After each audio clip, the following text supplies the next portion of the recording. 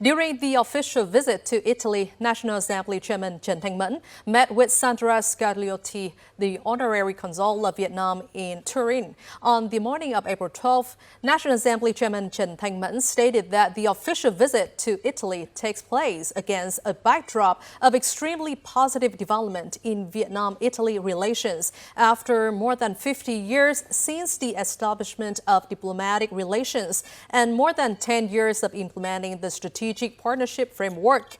The two countries have been cooperating effectively and comprehensively in many fields, from politics, diplomacy, trade and investment. Sandra Scagliotti, Honorary Consul of Vietnam in Turin, congratulated Chairman Trần on his re-election as Chairman of the National Assembly of Vietnam.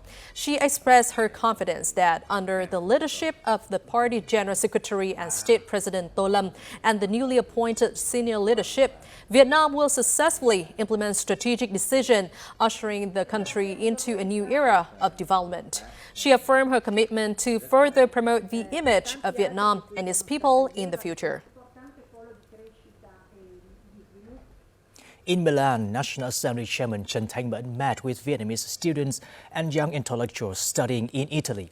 He highlighted that Vietnam's achievements stem from strong party leadership, coordinated efforts across the political system, and the unity of Vietnamese people at home and abroad. He praised students for their academic excellence and their active role in promoting the image of Vietnam while helping strengthen ties between the two countries.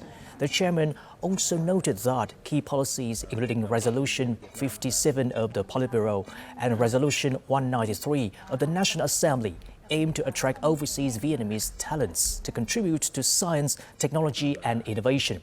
He expressed confidence that the Vietnamese community in Italy will continue to grow and contribute both to the host country and to Vietnam.